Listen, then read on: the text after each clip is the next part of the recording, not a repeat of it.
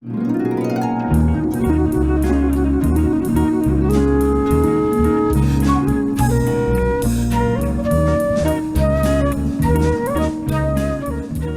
to you by way of the not-for-profit Mainframe Studios at 900 Keogh Way in downtown Des Moines, this is 900 Views, a podcast about building community through the arts as we build an arts community.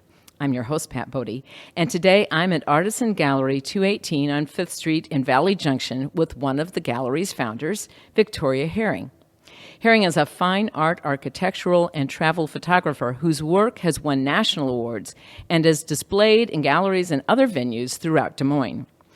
I just recently saw your work at Scottish Rite Park. Oh, yes. As a matter of fact. Thank you. That was really fun to see. And someone said, did you recognize? Yeah, yes, I did. I recognized that this was Vicky's work. She spent 40 years as a Des Moines area attorney working in civil rights and discrimination law. And we're going to touch on that in this conversation. Now, founded in 2015, Artisan Gallery 218 represents the work of more than 40 Iowa artists of wide-ranging styles and offers classes, performances, dialogues, and special exhibits. And it is artist-owned. I want to touch on that too, right. And I'm here today in part to enrich our collective understanding of the current show, the Gaia Project, a climate crisis dialogue. The gallery has been collaborating with the Upper Mississippi River Initiative to host exhibits, book signings, and gallery talks addressing water quality issues, rapid species extinction, and the increasing destabilization of our climate, a topic that I care deeply about, as I'm sure many of our listeners do. So here we are, Vicki, in the heart of a room depicting endangered species in sculpture, the sorrow of indigenous peoples captured on canvas, and Earth's changing landscape. Your own photos depict that, and the work of Arctic explorer and photographer David Thorson. So in short, here we are in the midst of an artistic overview of climate's impacts and potential future horrors. So, what are you finding is the impact of this exhibit on the folks who come through here? I think a lot of it is to educate people about what is happening or may happen if we don't do more aggressive work in the world of climate change. My own focus personally was to try to show what lovely things we have in the climate that we will lose if we don't do something about climate change. So I took a little bit of a different view, but there are some excellent pieces here that sort of show you how bad it could be if we don't address the issues of our environment. So what kind of reaction are you getting? Are people stunned, shocked, despair, energized? I think curious and educated, and perhaps want to do more and want to seek out ways that they can contribute to the issue of the environment. So I personally would rather encourage people to get people excited about the issue and looking for how they can make things better themselves personally. Otherwise, if it's such a big issue, you just feel like you can't do anything. So I think we each have to have ownership of the issue, and that's my hope.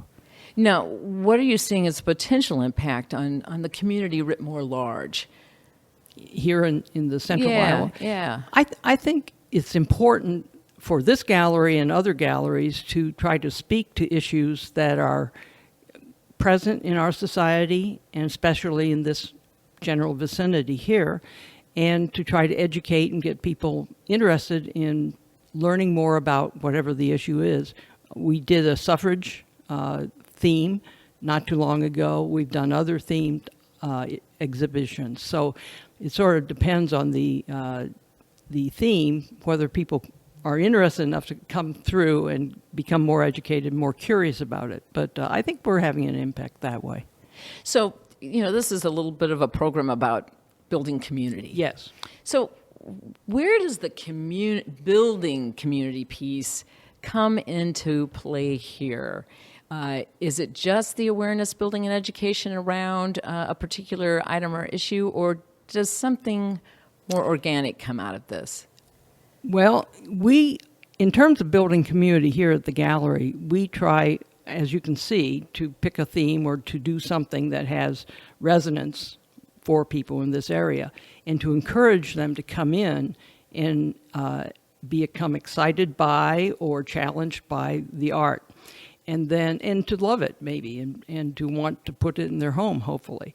But we also have book events here, so that's pulling in the community again.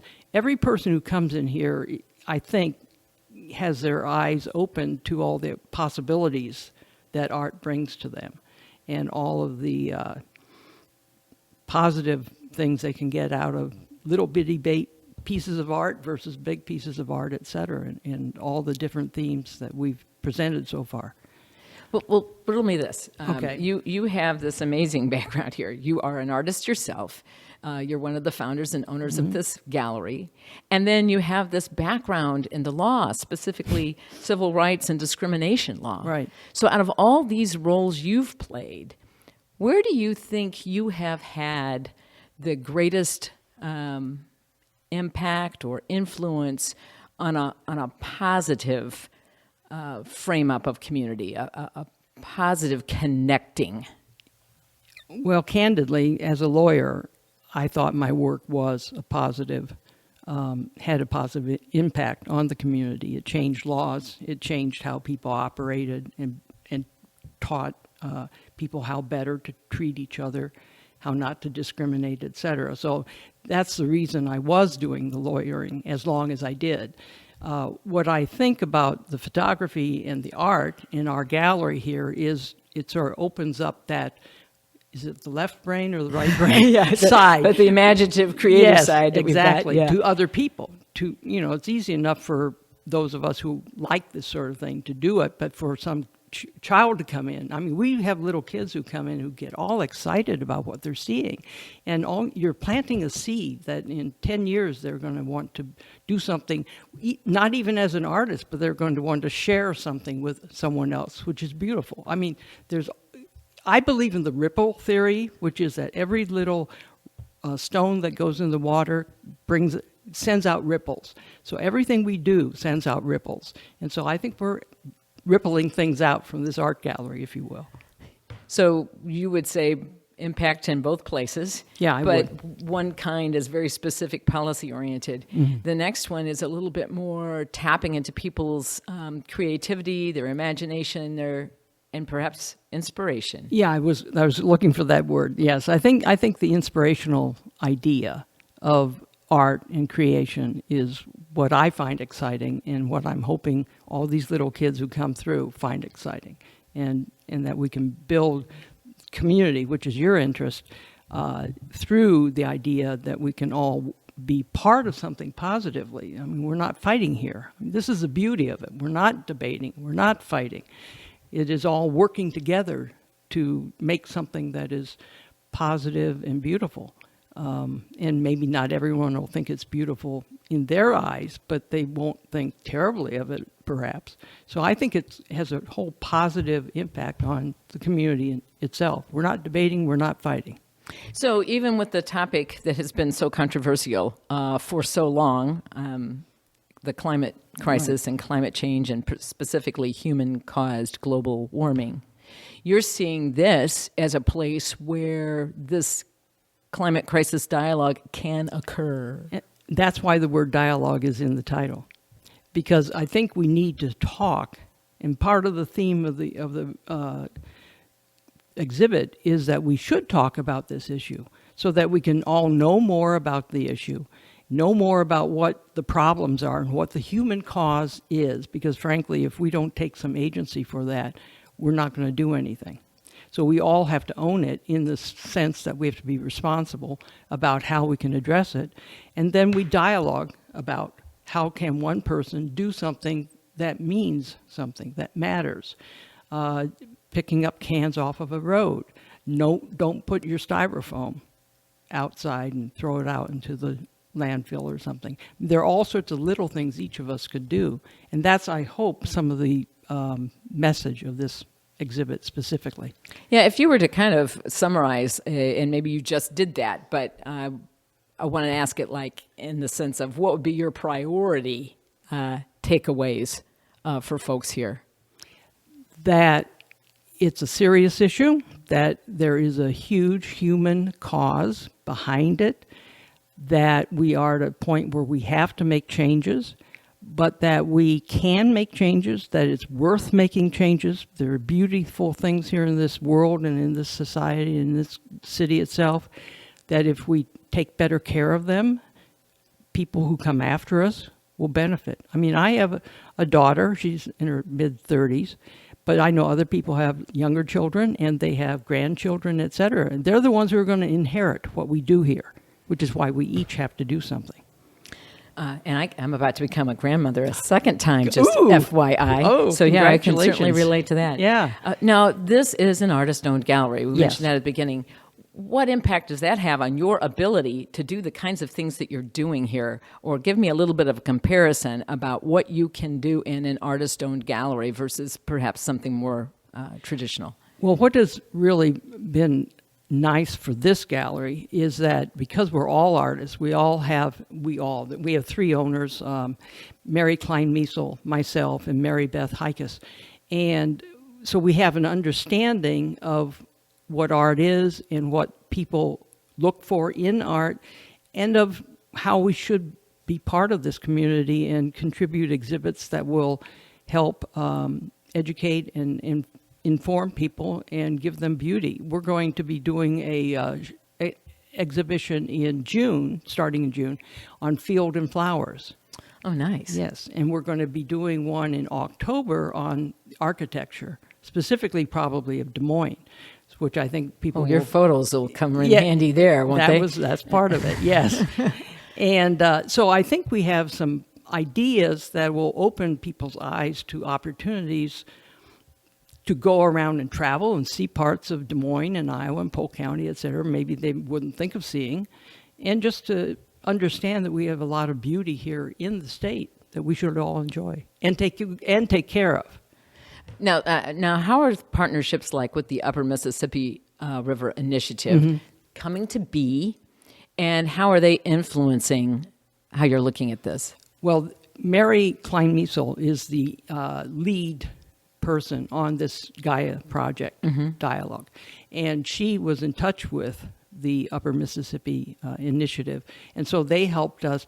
I mean, some of the posters and things up around here in the gallery that talk about climate change. Like, what's your climate action plan? Yes, exactly, exactly. And I think that is an important message to put out there, and that's in part what they did. But I think they also helped us know about some of the people who would be positive additions to this. I think I had not personally heard of David Thorison.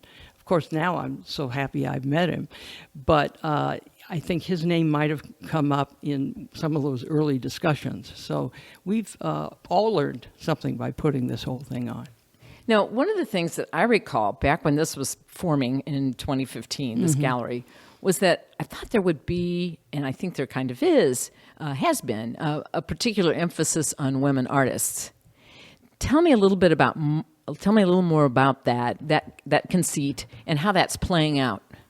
Well, the initial founders and the remaining partners are all women, of course, and we're not against male artists, and we in fact have some extraordinary male artists here. But it's very nice to be able to present women artists, but primarily we're doing Iowa artists too. I mean, the focus is really to say to people, Iowa has a great artist community, and come here and see it. And the variety of things here, and the professionalism of the items is, I think, sometimes surprises people. What response are you getting from the artists themselves to this operation? Well, you know, they have their work here on display. They trust us to handle it and to hopefully sell it, market it, etc. Some of them come in during the exhibitions so that they can see how people are seeing their work and talk to them. John Evans came in, and he and his wife came on Friday night when we had that big opening. And he was there to answer people's questions about his art. And that's the excitement, is to have an artist come and talk to the people who are looking at their paintings or their photography or the collage or whatever it is. And so we like that especially. That seems to mean a lot to people. And I got to be here for a wonderful poetry reading. So Yes. it's been great to have different kinds of arts represented, not just the visual arts as well. We're going to be doing a theater presentation Monday night. And then we do book events. So we have a big, and then classes, of course, where people can learn how to make jewelry. So we've got a pretty broad spectrum here, I think. So you've touched on this, but as we kind of wrap this up a little bit, fill me in on what's ahead for Artisan Gallery 218 and for you as an artist. Well, in terms of the gallery itself, as I said, we try to have a new exhibition every 6 weeks, 8 weeks, something like that. So the climate one will go down June 30th, and the Fields and Flowers will come up about that. Then in October we'll do architecture, and then you go through the holiday season. You really don't do new exhibits, and then we'll plan okay. some new things to come into the early part of the year. And I'm sure we have some, but I can't right now think of what they are off the top of my head. In terms of me, I have been wanting to travel and take pictures for 2 years now, right? Mm-hmm. And I've done some things here in the country, in Utah and California and all, but I'm going to France in a couple weeks, and I'm looking forward to going to the teeny tiny towns and seeing little streets and thin little streets and things like that in the countryside of France, which I do love. It'll be fun to see that through your eyes when you come back with your photographs. I'm hoping to have some. You did touch on something, though, that I'd meant to ask. How did you guys do through the pandemic? And how's it still kind of going? Because it's still kind of sort of here. It is. We had to shut down for several months, many months, I guess. I don't know the exact time. And then we did start up again. And it's taken a while, but we got through it. We were able to qualify for a small business loan, an economic disaster loan. So, of course, it's a loan, so it's not like one of those grants. But that helped handle some of the expenses that you have going on. Right, they're still there. They're still there, yeah. The lights are paid. still on, the building is still there, and the rent is due. But it was tough, but it's worked out pretty well, I think, actually. And we're serious about the masking requirement. I'm serious because I don't want to get sick before I go out of town. But we are trying to be very careful and sensitive about people's needs in that respect too. So it worked going through it, and people seem to be appreciative of our sensitivity on that point. Ultimately, if you wanted folks to understand one thing, or maybe two or three max, about Artisan Gallery 218's role in the community and as a community builder, what would you want that to be? I would like people to think of us when they think of wanting to see a range of beautiful things that they would like to have themselves or give to somebody, or just to enjoy, walk through and see, and want to be part of our classes, jewelry classes, and come to our book events. I mean, there's a lot of things going here, and it is a community facility in that respect, and I'd like people to be welcome here for that, and I think they would be, definitely. Well, thank you for that. I want to thank you, Vicki, or Victoria Herring, I call her Vicki, sorry, Artisan Gallery 218, and the Upper Mississippi River Initiative for making this exhibit possible. And as always, thanks to Mainframe Studios and my collaborator, Alex Cooney, for their support of this podcast. And remember, Mainframe's First Fridays and all of the events going on there as well. But don't skip out on these wonderful events here at Artisan Gallery 218. Thank you for listening to 900 Views. Thank you, Pat.